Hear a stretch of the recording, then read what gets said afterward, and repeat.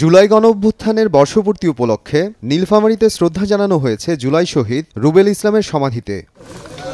সকাল 9:30টায় জেলা প্রশাসনের পক্ষ থেকে প্রথম পুষ্পস্তবক অর্পণ করেন জেলা প্রশাসক। তারপর শ্রদ্ধা জানান জেলা পুলিশ, স্বাস্থ্য বিভাগ, সরকারি বেসরকারি দপ্তর, শিক্ষা প্রতিষ্ঠান, সামাজিক ও সাংস্কৃতিক সংগঠন এবং বিভিন্ন রাজনৈতিক দলের নেতাকর্মীরা। শ্রদ্ধা নিবেদনের পর শহীদ রুবেল সহ জুলাই অভ্যুত্থানে শহীদদের আত্মার মাগফিরাত কামনায় বিশেষ দোয়া মাহফিল অনুষ্ঠিত হয়। নগর কাছে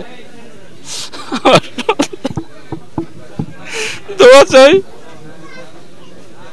আমার সন্তানের জন্য সবাই তোরা দোয়া করবেন। সরকার 36 দিনের একটি কর্মসূচি দিয়েছে। আমরা ডে 1 থেকে 1 জুলাই থেকে আজকে 36 জুলাই পর্যন্ত আমরা সেই প্রোগ্রামগুলো নিয়মিত করছি। পাশাপাশি আমরা স্থানীয়ভাবে অনেকগুলো প্রোগ্রামের আয়োজন করেছি।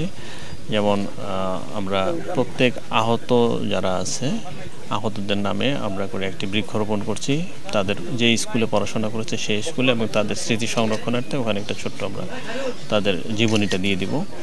পাশাপাশি আমরা এই 4 জন শহীদের নামে 4টা রাস্তার নামকরণ করছি। তাদের পরিবারের ইচ্ছা অনুযায়ী একটি রাস্তার নামকরণ করছি।